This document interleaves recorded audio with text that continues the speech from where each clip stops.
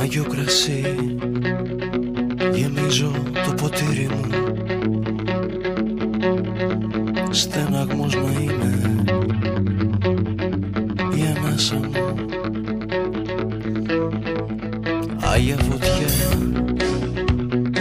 καίει το καζάνι μου. Θάλασσα πλατιά το κεφάλι μου. Θέλω αλήθεια να σου πω πόσο πολύ σας αγαπώ. Με ένα κύγμα σου μαγικό μέσα στον χρόνο περπατώ.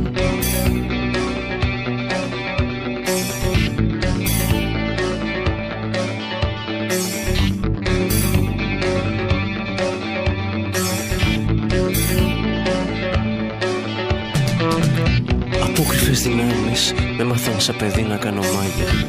Μιλούσα με τα δέντρα, τα ζώα δεν φοβόμουν. Κι έλεγα κάμποσα τραγούδια, όπως μου τα άμαθαν ποτάμια και πουλιά. Κι ούτε το δέρμα, τα μάτια, τα ονόματα και οι γλώσσες των άλλων θεών με τρόμαζαν. Τότε σεβόμουν το άπειρο, χωρίς όνομα να του δίνω. Δεν λάτρευα μια λέξη, λάτρευα το Θεό. Κι όλα ήταν έτσι, κι όλα άλλαζαν τρόπους.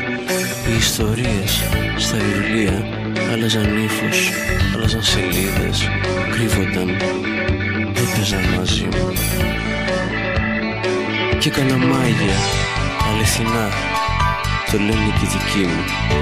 Άλλαζα τον κόσμο στο λεπτό και φτιάχνα τον παράδεισο χωρίς να ξέρω πώς. Και τους μεγάλους που με θαύμαζαν τους θεωρούσα χαζούς και καρπίκους. Ξανά βουτώ απ' τη γη στον ουρανό.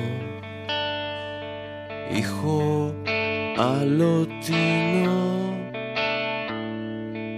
μύθο γελαστό.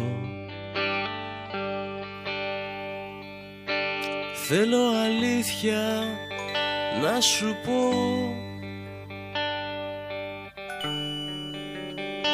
πόσο πολύ σε αγαπώ.